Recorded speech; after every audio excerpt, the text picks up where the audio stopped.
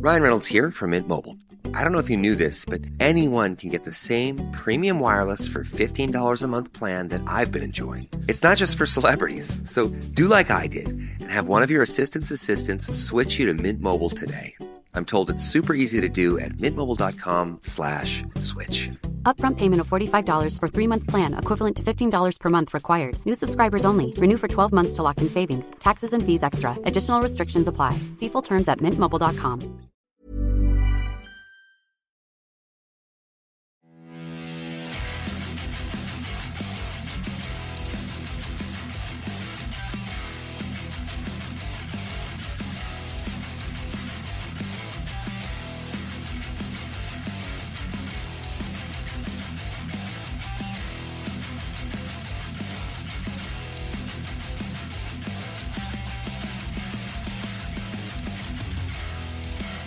Hello guys, welcome to this week's episode of Heavy Metal Tones with me, your podcast host, Tony Evans.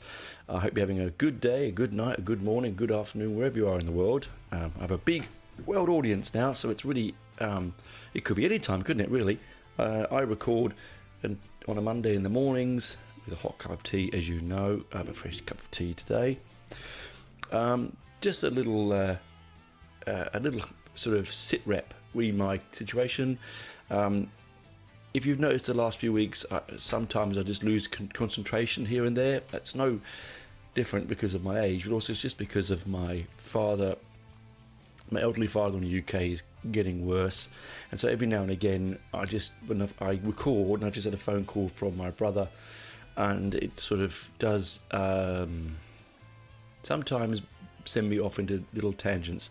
So I apologise for that. I'm not apologise for most things, but that thing sort of is why I've been a little bit weird recently. Anyway, that aside, got my tea, got the show.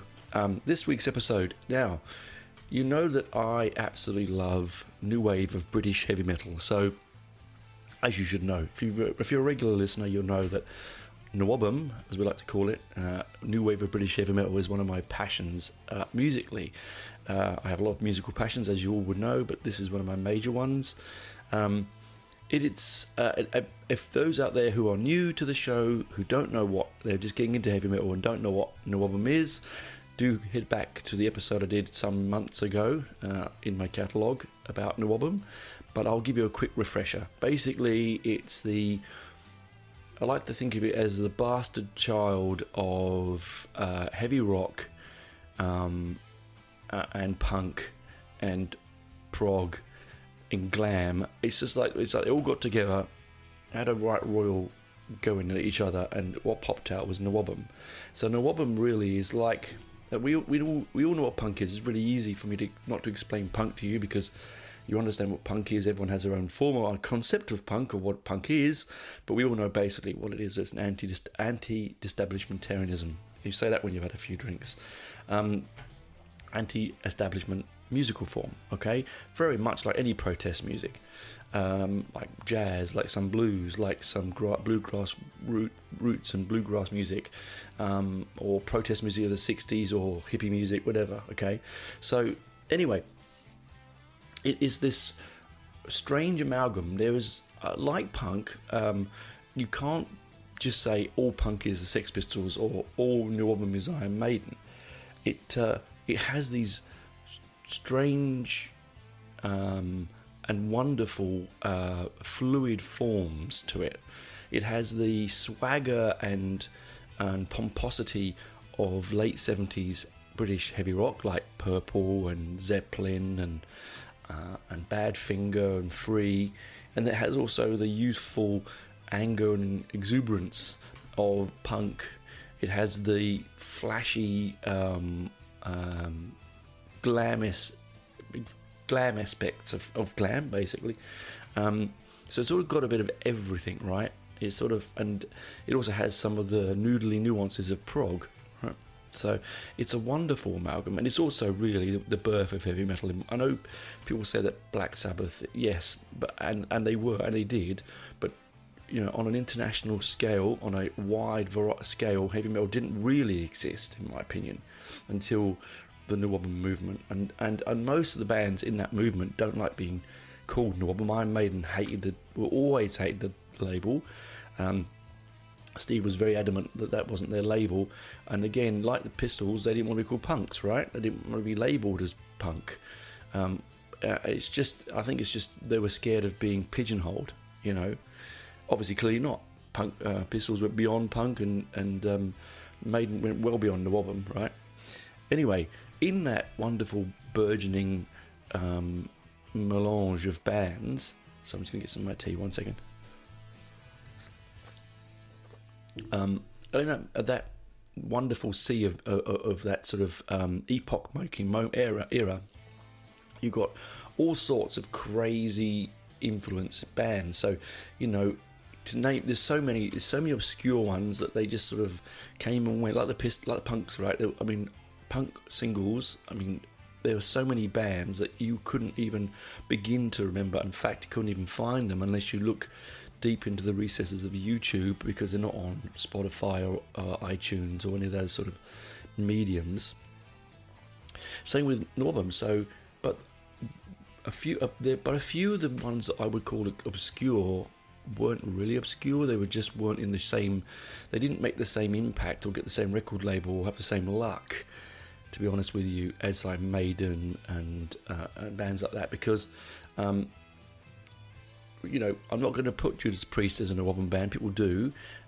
They're not, because they formed before then, and they were more of a heavy rock band that became a NWOBHM. So same with Venom. Venom are probably the most, I think, along with Maiden, the most influential new wave of British heavy metal band that arrived on the scene. Although I would put them more in a punk, black metal. They make their own sort of genre, really. Anyway. So I was just getting to the point. So there's all these bands spinning around, and what made me think about this episode today was I was thumbing my record collection, and that's what I was telling my wife. Anyway, in the room under the stairs, she said, "What's all that banging and noise in there?" So I'm thumbing my record collection, and she said, "All right, as long as you clean up afterwards." So I was thumbing through my record collection, and whoop! You see that? I've just picked up something, and bush crash wallop. And what I bought during lockdown, I didn't have a copy of this because it's really hard to get hold of. But I got so the band I'm going to talk about is Tank. You would have seen it in the header. It's Tank. So Tank formed in 1978, and sorry, not 78. I apologise. And they formed in 1981, from the ashes of one band to another, as it always were, okay? Formed originally by Algie Ward. Now, Algie Ward's a very, very interesting musician.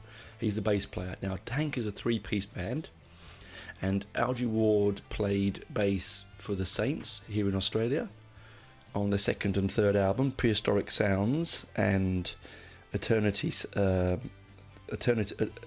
Years. Both of them honestly not really my favourite Saints albums, because they started becoming really sort of instrument, like they started playing with jazz forms and stuff and brass instruments, and I was not really, it doesn't really do it for me. But he was here playing with them amazingly. I think actually for a lot that was in the UK anyway, because I think the Saints had already travelled across to Europe by then, so he wasn't playing in Australia as such. He was just playing with an Australian band.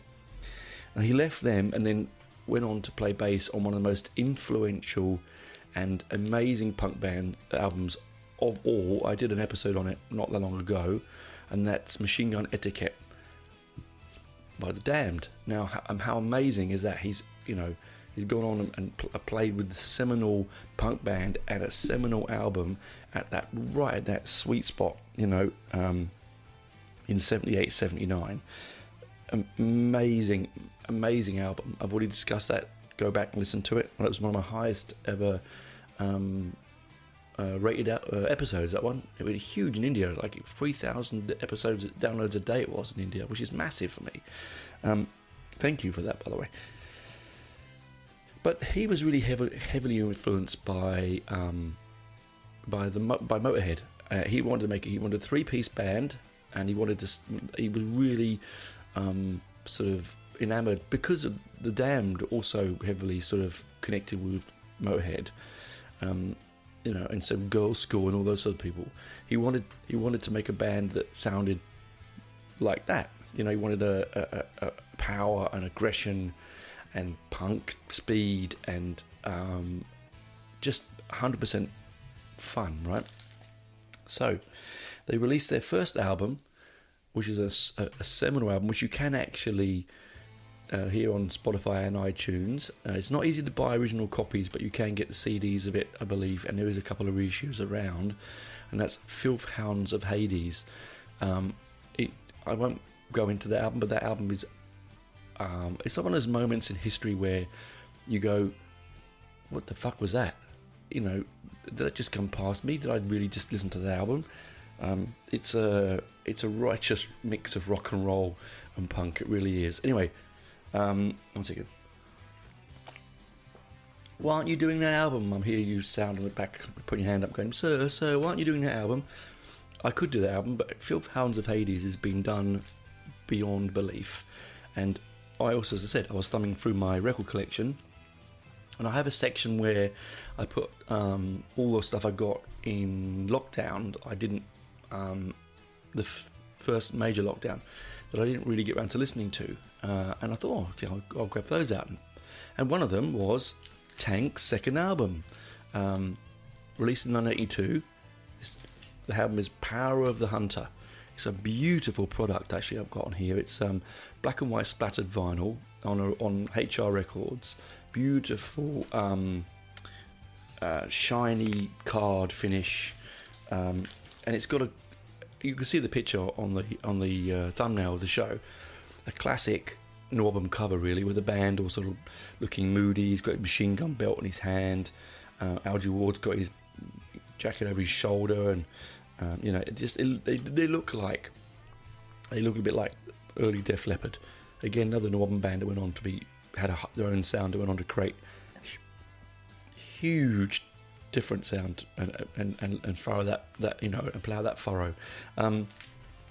It's a beautiful album. It comes with a poster, a 4-page booklet, and a single. It comes with the single off the album in white vinyl, and the single comes with a lyric sheet, which is crazy. You never get that with singles. Anyway, beautiful product. So I thought, why not? I haven't listened to it in such a long time. I'll bung it on and let's play it. And I was playing it, I thought, God, you know what? This is bloody amazing. Now, sadly, the only way you can hear it, guys, unless you've got a copy of it, is to go on YouTube. I will put the link in the show notes below, and you can hear the album there.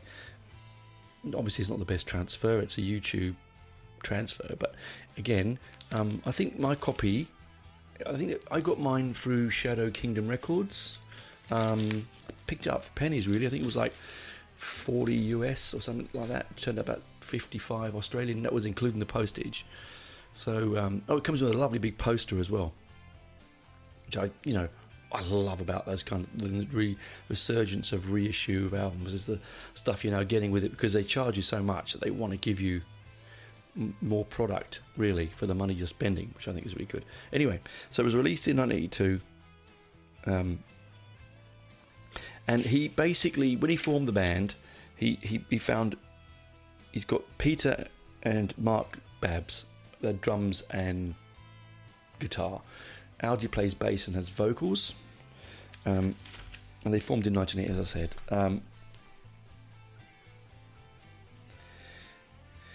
I saw. Side note. I saw Tank here a few years ago with Girls' School and Raven, and it was just mind blowing. It was meant to be Girls' School, Venom Inc. and Raven, but Venom Inc. couldn't come because Tony's knee was buggered and he was getting work done on it. So Tank stepped in, and it's not the original Tank lineup. It's not Algie Ward. It wasn't Algie Ward. There are two Tanks going around now. Don't say Sherman and Churchill, because I'll punch one of you. No, there were two Tanks going around, and one's an Algie Ward tank and one's another one. But all the members of the Tank band that I saw have played with royalty. They've played with Paul Di'Anno, and they've played on. I mean, I won't go on, but they're just the crazy stuff that they've played on. Anyway, so it's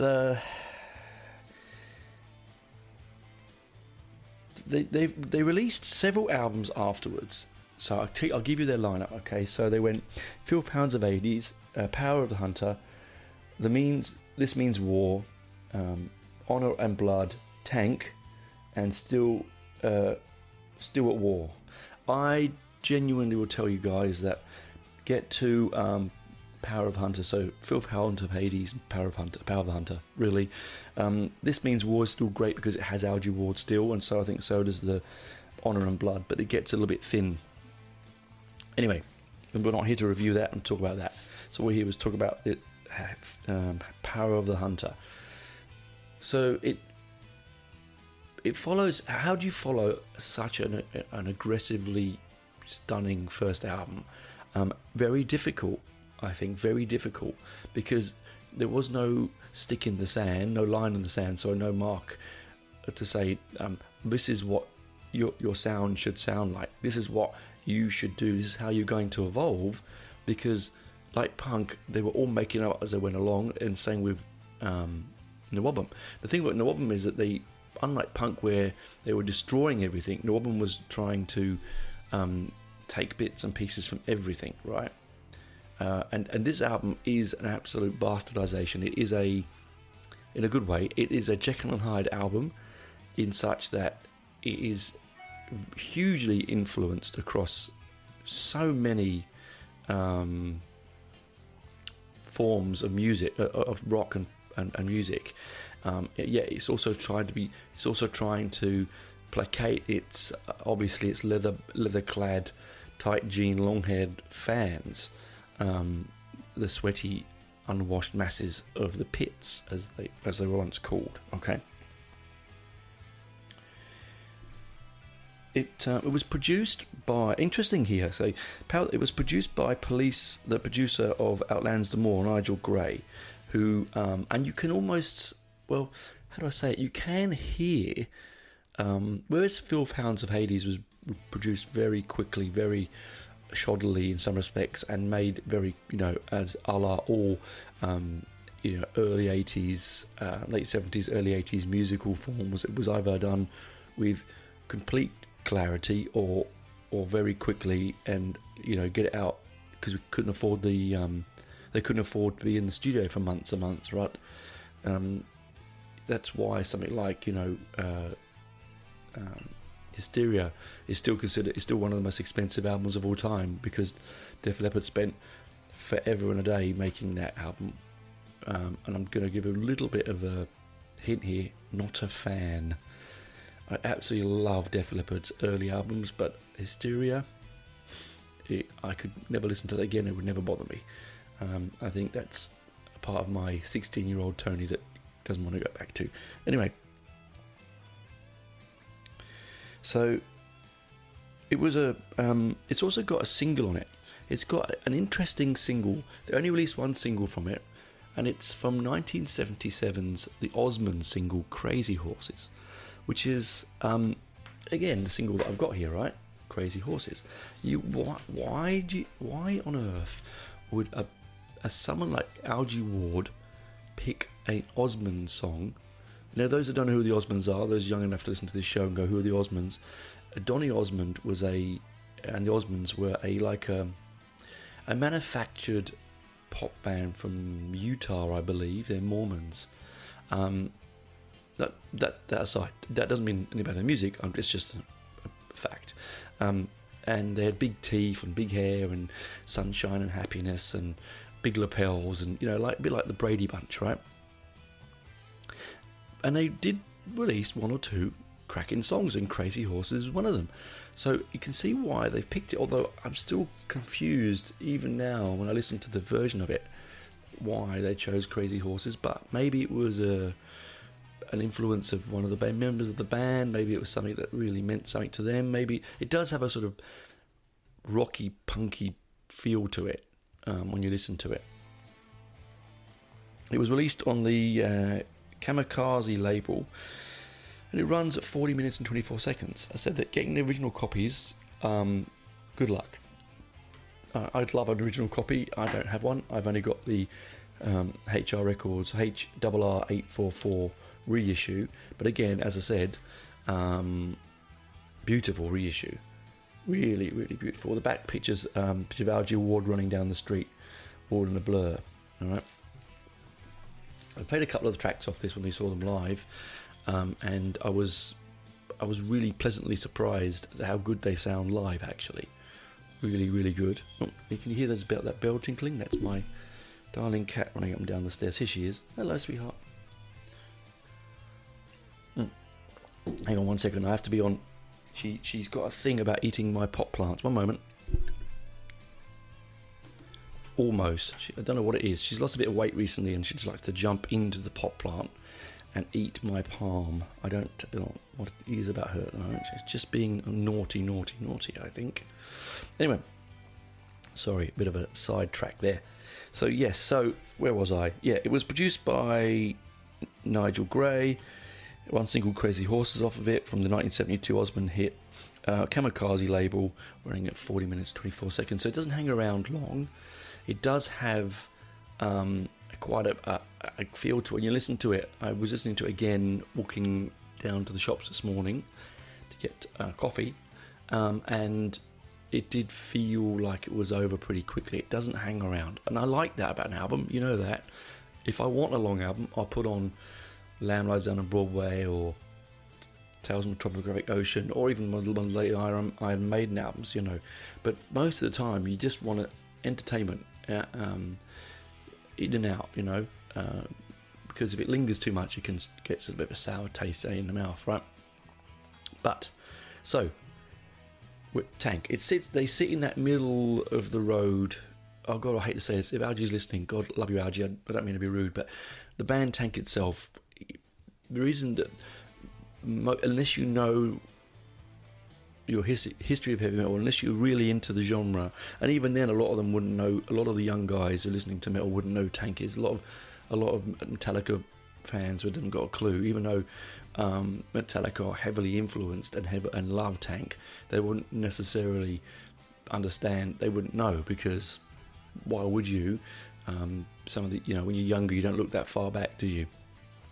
But the genesis of all good heavy metal at the moment around now are bands like Tank and Girls' School, and you know, Demon and Raven and Venom, Iron Maiden, Praying Mantis, Tigers of Pangtang. And by the way, the new Tigers of Pangtang album is awesome. I did review it recently for Metal Ruse. Please do pop into the website and have a read. It's a cracker of an album.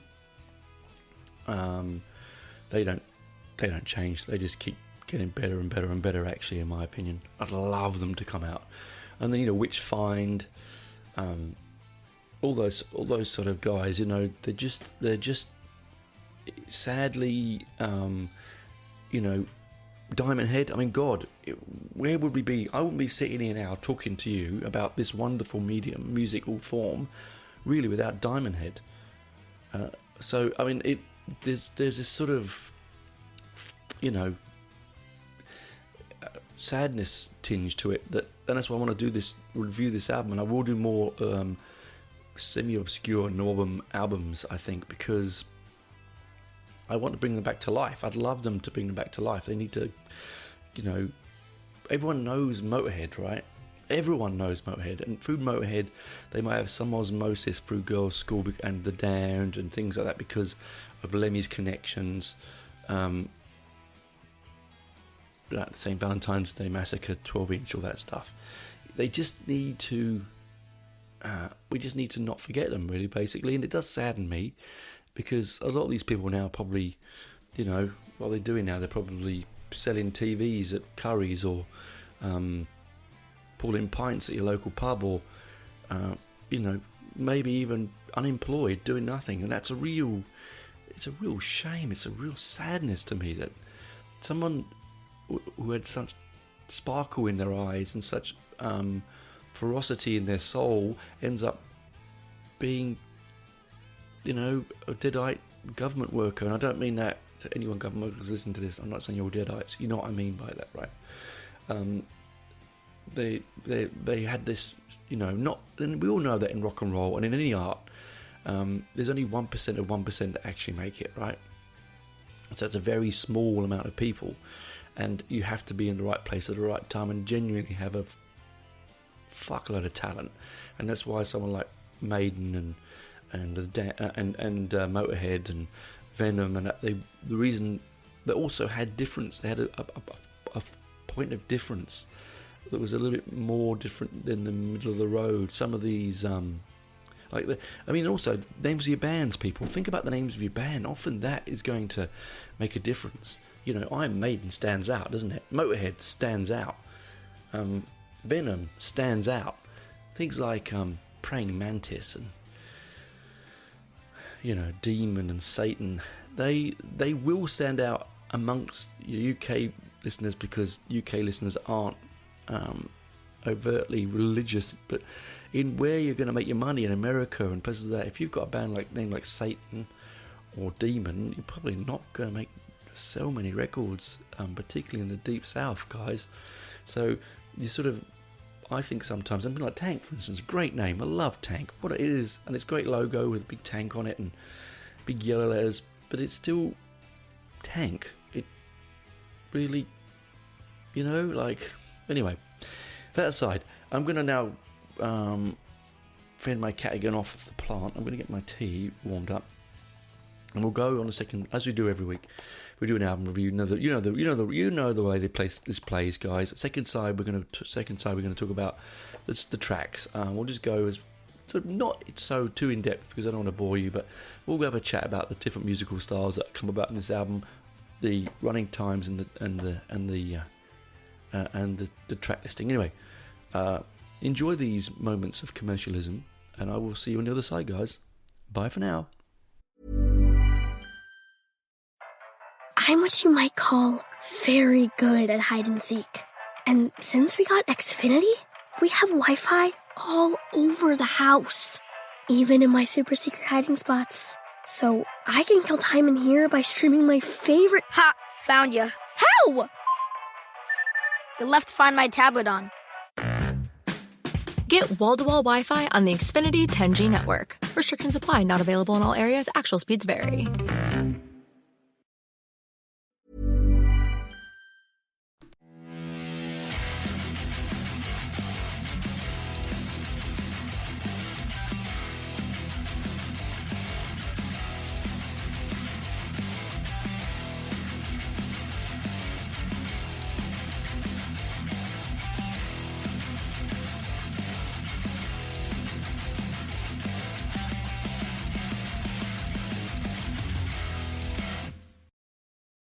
Hey ho, back with us again. Now, side 2.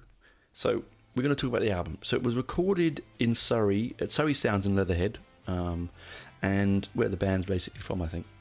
It was released in October 1982, recorded between June and July of 1982. So, recording in a month. So, as I said before, very fast compared to how people record albums now. They take a long time. And they tend to have lots of layers. I mean, this is the thing. When technology is... Sometimes too much technology ruins rock and roll. As I've said that before. I said it before and I'll say it again. A really beautiful... Like the beauty of punk and early heavy metal, to be honest, and most of it, is the roughness and rawness of it. The anger, the rage, the filth, the crackle, the pop, the bang, the mistakes. I think the when we polish it, there was an old term, isn't there, polishing a turd, right? There's a point where you can polish it so much that it really just falls apart in your hand, right? And that is an innuendo which I won't go into. So it comes out following the coattails, that's what I'm trying to say, the coattails of Filth Hounds of Hades, with this amazingly hand-painted cover, this sort of real sense of punk to it, even though, it's a NWOBHM band album. and in comes this more sophisticated. They've got a really high-end producer that's just produced Outlands de More for a band that would become the biggest band in the world, and and they got a beautiful cover. It's got great groundswell behind it. The band was really big. You've got the major member of the band who has been in two of the most major punk bands of the 70s. Australia's the Saints and UK's the Damned. And here it comes. It opens blisteringly with actually one of the most favourite songs I've ever had a chance to hear live, which is "Walking Barefoot Over Glass," or glass, as he likes to say. Now, remember I said before that this is a strange amalgam of different genres, and it's a bit of a Jekyll and Hyde album, and this is where it starts. It is, okay, imagine, listeners, you go back in time, you're Algie Ward, you're in your early 20s, it's 1982, sorry, so you were born in 1960, right? Say that around that time, maybe late, I don't know, I'm not sure how old he was when he made this album, but let's say he's in his 20s, so either late 50s or 60. And your big influences are going to come rushing through. And it wouldn't be punk, because punk was too new to be an influence. It's there as a part of your life, but it's not an influence. The influences are heavy rock. And this sounds truly like Led Zeppelin just made another album. But it sounds like, honestly, side one particularly, not so much side two, but side one sounds like Zeppelin. It's like, honestly, it's like, because Diamond had a very Zeppelin influence, so was Judas Priest. I mean, they were all, most heavy rock bands are influenced by Zeppelin, right? Or Purple. And this is where it starts. So, Walking Barefoot Over Glass, it's got so much Zepp swagger. It's got that great sing-along stuff that you get with NWOBHM, which is a lot of this album, but you also got that sort of heavy blues mix. Like the Algie's bass it's actually a bit muddy in the mix, actually. The drums come far more forward, and so do the guitars. And so, I like Zeppelin. I think Zeppelin was mixed that way. The bass, even though it was strong, was often back. You often got overpowered by Bonham and the like. So, for me, if you love Zeppelin, you're going to love this album. Algie's vocal is very unique. He's got a beautiful singing voice. He's got a great rock and roll voice. He's very talented. And there's not one point where you go, because there's some of those NWOBHM bands where the vocalist was so awful that you just try to ignore what the singer was and just get into the music. And the same with punk, same with anything really. And but this, not with Algie. Algie's got this really memorable voice. Great, he can stretch out a vocal line and a lyric, and it won't thin out. Sometimes there's too many words in a lyrical line and the vocal thins. It doesn't thin in him because he doesn't overstretch himself. The nice short sharp lyrics on this album. You can also hear Algie's love for the Ramones as well. He has that Ramone look, the leather jacket, the long curly hair. Very Dee Dee, I think. Anyway, I'm listening to the lyrics, okay, so... Hey, what's going on in your mind? Hey, what are you being so snide? Why are you going way past the limit? You're driving your coffin, so smile and get in it. Again, I would say it's all speed driven, right? It's all about speed, yeah? I'm walking barefoot over glass, I'm not quite sure, hey, are you drunk or just blind? Hey, don't you think it's about time you found a way how to kick it? It's my name that you're dropping, so don't you forget it. I think, again, it's probably about divorce. I don't know. Who knows? Pop from Al Jawad. It's a lyric I can't decipher. I've never really understood it. I suppose I could Google it and find out. You could do the same. I'm not going to do it. I think I'm just going to leave it as it is. But that's a brilliant song. It's got a really, really swinging chorus, really swaggery guitar, brilliant to sing along to, really great to sing along to. And then it's followed by Pure Hatred. Again, it's all about this. Algie's a complicated human, right? He's obviously had a lot going on in his life. Beautiful sort of imagery, but also quite stark and angry. Opens up with a great "ooh yeah," like really sort of a real sort of Paul Di'Anno. I mean, Paul Di'Anno is another one. When he was in the first two Maiden albums, some of those lyrics were a bit sort of obtuse, even though Steve, I think, wrote quite a lot of them.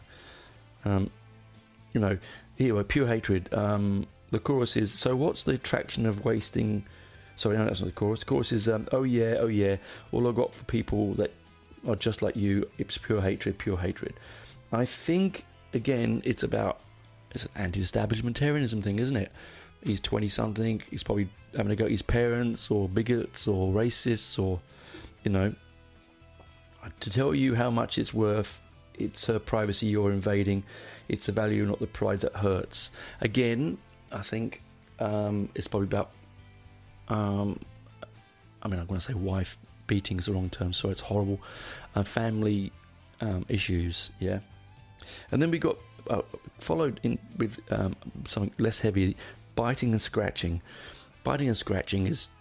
I just wrote on here in big letters, swagger. It is...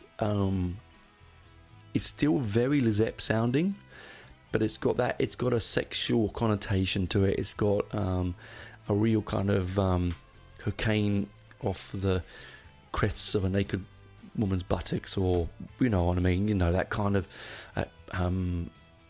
bacchanalian hedonism that the late 70s rock scene had, right? It's biting and scratching. That's all she does. Biting and scratching when we make love. Biting and scratching is no use saying you're tired. Biting and scratching to call me a liar. It's it's fun. I have to say it's fun. It really is fun. It's fast and quick. I really enjoyed it. I still enjoy it. It's probably one of my favourite songs on the album because it's just that sort of T-Rexiness. That sort of Ramones meets T-Rex meets Led Zeppelin meets The Damned. It's just a song that you couldn't probably get away with now, but I really love it. And then you got Some Come Running. Again, it's very, I think with songs like this, I'm going to read the lyric to you, it seems very biographical, okay? All my life, I've been breaking hearts, that's what they're for. I don't know what you've done in my head, but hell, it's sore. Why should I wear a hat? Strange, eh? Question mark. You must have discovered that. I'm back in the jungle again. Why should I wear a hat? And what he was on when he wrote this lyric. But see, the thing is, it's just, anyway, we'll skip past that one. I'm not sure. We end the album on an instrumental, which is what a lot of NWOBHM, sorry, a little noise of me moving the paper. I'm just reading the lyric sheet from the album. A lot of NWOBHM bands did this. They had Iron Maiden are well known for it, i.e. Transylvania, to have a instrumental, and what a piece of music to finish side A on. It is a fucking cracker. I reckon you could have put that in the middle, but way to end it. It's dirty, it's aggressive, it's got an amazing guitar solo. See, this is the thing, these first few songs on this album I wouldn't call heavy metal at all. I just wouldn't. Right up till Tank, I would say that they were, at that point, after their heavy rock, really blues driven. There was no sort of punk feel to it. It feels dramatically different to Filth Hounds of Hades. Almost sounds like they're not in the movement anymore. And towards 82, the movement was sort of dissipating anyway. because it's sort of 80 to 82, wasn't it? Anyway, so you get to Tank, T.A.N.K. It is awesome. It's got this sort of swinging momentum, this power, this sort of swagger again, but it's like the guitars come in and out, the bass is thundering, the drums are splashy. It sounds like they're just having fun. Almost sounds like they couldn't get a lyric for it because it was just too powerful to record over, you know. Some instrumentals are that way because the lyric can't be found to fit the music, but they want to put the music on the album. It's not a filler by any means. It's not a filler at all. It really isn't, because it can't be. Because if it was a filler, it would be, most of the time fillers are pretty shit, aren't they? And let's be honest, Sabbath put a lot of instrumental fillers on their albums which were pretty crap. I'm going to get struck off for that. I'll lose my heavy metal badge, won't I? Anyway, it ends the album. It ends the album with this sort of like, almost like they just, they're getting to the end of the piece of music, and instead of stopping, they just unplug the cables and or even bung their guitars down next to the amp, and you get a sort of feedback feel. To me, it's what real NWOBHM music sounds like. So if you want a real taste of what NWOBHM is, listen to Tank, T.A.N.K, which is the last track on that side. All right. Then we flip the album over. All right. We flip it over, and we get Used Leather, Hanging Loose. Now, really, this is when NWOBHM kicks in for me on side 2. They've sort of gone, well, we've got our Zeppelin bit out of our way. Let's do some NWOBHM stuff. And Used Leather, Hanging Loose is great because it has that that 2 vocal line chorus, you know, where one person sings Used Leather and someone sings Hanging Loose. I think it's Algie Ward is doing both parts, but it's recorded separately. But it's still, you know, you'd imagine the bass player and the guitarist singing in tandem in the chorus. Again, I don't understand quite. I'm going to read the lyric, okay? I want to find a woman who smiles when she swallows. I mean, okay, we know what that's about, people. I don't have to paint you a picture there. The dives in the shadows, I always have to stop, so I never see what follows. Can you shoot a gun when you can't get the ammo? Okay, all right, Algie. And then it says, we could have the time of our lives. We could stay awake all night. Her open gusset tights are tied together. Sorry. Do you know when you read it out loud, guys? You have to laugh. But but when it's playing along and the music's pumping behind it, you sing along. You don't really think about the lyric, do you? Right? And then of course the chorus is used leather hanging loose. Used leather hanging loose. Should she take a bribe to relieve all my troubles? I'll need a Sherpa guide. Her inside are so hollow. Her slut designer jeans take hours to unravel. She finds it hard to talk with a mouth full of gravel. Ooh, okay. See, I want to find a woman who smiles when she swallows. I mean, I'm gonna. Okay, so now I've never really. I've heard this song hundreds of times, but I've never sat down and just really thought about the lyric. And now I'm doing it, I have to say that it's again one of those sides of the NWOBHM and heavy metal, in fact, early heavy metal, which really gave us a bad name with a bit of misogyny. And you know, have you seen Spinal Tap, where they're going through the metal detector and he's got his cucumber wrapped in silver foil, right? Yeah, and his jeans. It's that kind of machismo, that tight jeans, big bollocks, you know, that kind of thing. Women are toys and all that kind of awfulness that I just forgot, to be honest. And I don't know whether Algie and the boys were doing it as a tongue-in-cheek. I don't know. I'm going to allow that one because it's just the way it is, right? Anyway, so we're going to follow up with Crazy Horses, which is, as we talked about before, the Osmond cover. So I just had a quick look into Bat Crazy. I thought I'd have another look at Crazy Horse. So apparently the band used to use it as a jamming song, because it came out when they formed, and they just used to use it as a way of as a place marker in there and warm up for their jam sessions, and they thought release it as a single. Apparently it went down like a lead balloon in the UK. They didn't get the joke. They didn't understand why they were doing it. They were all, it was sort of like a bit, hang on, you're a heavy metal band, why are you releasing a Donny Osmond song? Have you ever seen Bad News, you know, that with Spider and all that, you know, we're heavy metal and all that, right? They're sort of like this sort of like the punks who took it very, very seriously. It's a good song, Crazy Horse. In fact, it's one of the best covers of that song that there is, and it follows Use Leather Hang Loose quite well, because it sort of takes away that, if you want to be honest, and pardon the pun, takes the taste out of the mouth, doesn't it? And then you get Set Your Back on Fire. This one's actually really, really Motorheady. To me, I thought this sounded like we'd just taken a Motorhead song and changed the singer. Same with the last track, Power of the Hunter. There is, again, quite aggressive lyrics in it. I'm looking out for something, but I don't know what. I'm always cold when I'm hanging out, but I'm in when it's hot. Why do I have to do this? A fool to myself. Resistance will be useless. That's all you'll need. I need some help. I think this is a drug-related reference, to be honest with you. I've always thought it that way. The chorus is, you better wait your turn. I guess you'll never learn, you motherfucker.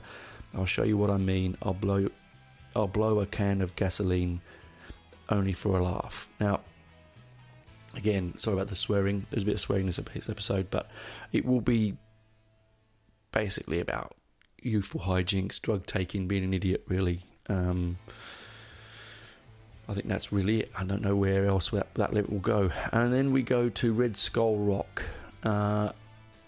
This is one of the ones on this side that goes slightly back Zeppelin-y. Slight Zeppelin feel. It is also a slightly more sedate and restrained lyric. The Red Skull's running riot over the hill, and Cap and Bucky's out there fighting with him still. The Führer wants our heroes dead or alive. The SS keeps them running out of time. So classic. It's a typical NWOBHM song. It is like Iron Maiden. It's basically based on the Red Baron. Oh, not Red Baron, Second World War, isn't it? So just, I would imagine, I'm going to look into it deeper. 1 second. I'm going to come back. Just pause that for a moment. You have to pardon my ignorance here.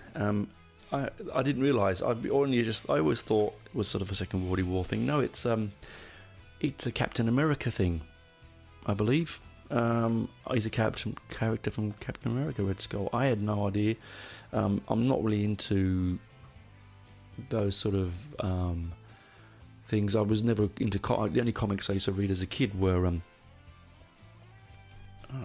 2000 AD and Viz, which is like a really coarse British seaside humour kind of comic with characters like Buster Gonad and his unfeasibly large testicles, Roger Melly the Man on Telly, and Two Fat Slags and all that stuff. That was my thing. Billy the Fish and all that stuff.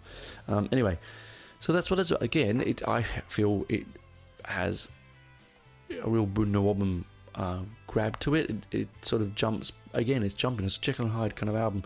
It is a song that coming to the end of the album, I have to tell you that when I've listened to it, I too tend to find myself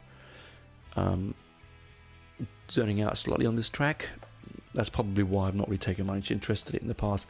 Again, the lyrics, because I don't tend to be, honestly, when it comes to lyrics, when I listen to an album, I might sing along to the lyrics, but sometimes I don't take a lot of notice if it's an album that I don't listen to a great deal. And this is an album that probably in the time I've been listening to this sort of music, listened to it maybe a dozen times. So it's not sort of like, and when I listened to it again this morning, I wasn't really listening to the lyrical content. I was listening to the musical content, because the lyrics can be read, as you can notice, can be very subjective. Anyway, and then we end on Power of the Hunter. Now this really is the title track, but it really is Motorhead. It could be a Motorhead song.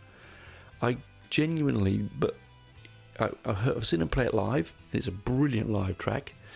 It could easily be on their first album. It does sound like Motorhead. It's got if you had a bit more speed in it and a bit more filth in the mix, that could be a Motorhead song. It could be a Motorhead song. It really, really could. Pardon me. The lyric is really cool, actually, because this is the one I've sung along to a lot, along with Walking Barefoot Over Glass and Pure Hatred. It's one of my... Biting and Scratching.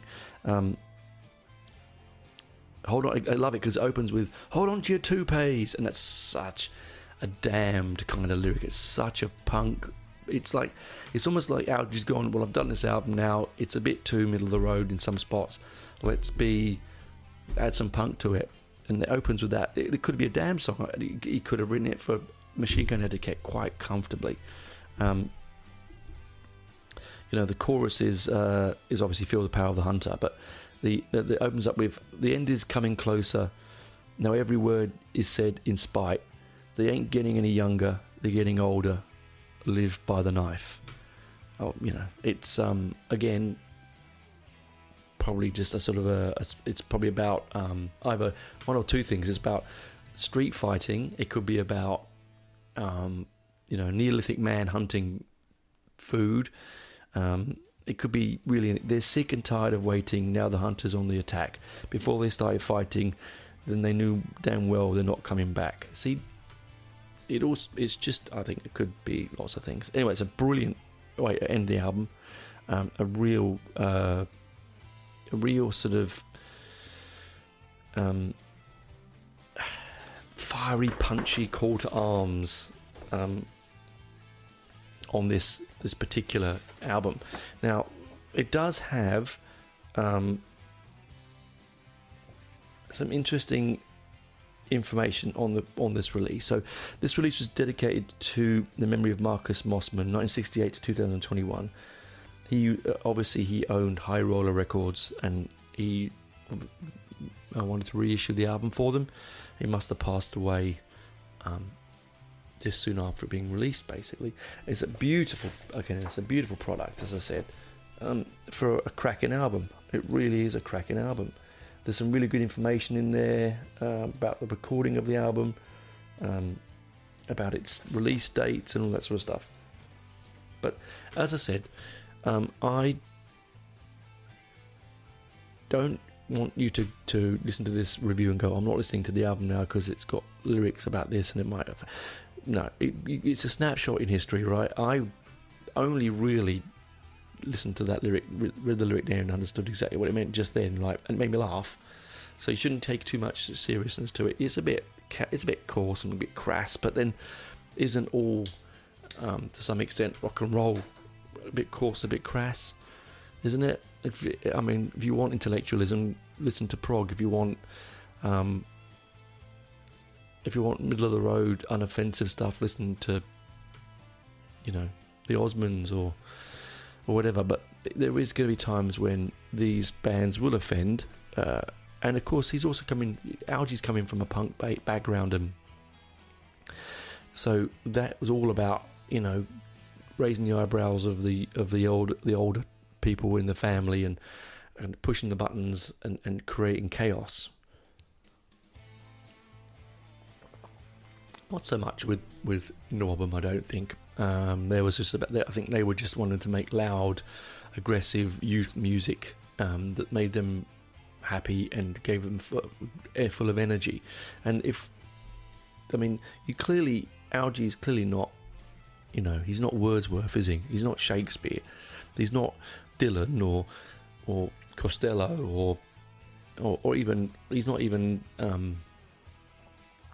Lydon. He's none of those, or any one of those sort of, or Paul Weller. He's not he's not going to sit down and change your world with his lyrics, but he's going to change your world with his music. His music is a wonderful bastardization or amalgam or love of Zeppelin and Purple and Sabbath and The Damned and Motorhead and all those joyous bands that create rock and roll and fill your soul with joy and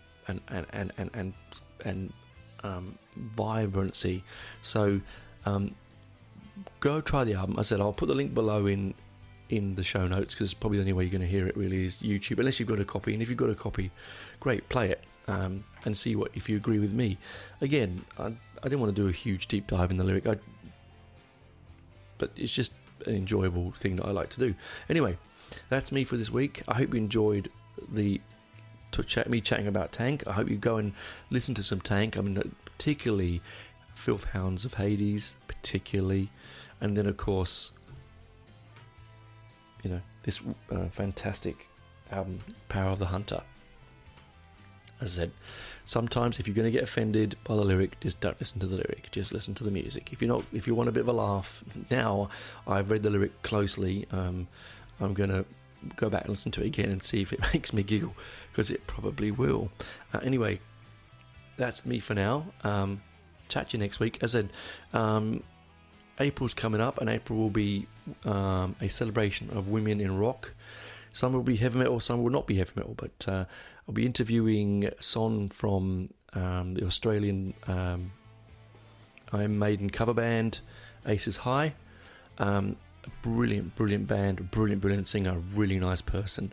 So I think you'll enjoy that. That's going to come up in the mix in April. I don't know if it'll be the first week, but it will certainly come up in the mix. Anyway, talk to you soon, guys. Bye for now.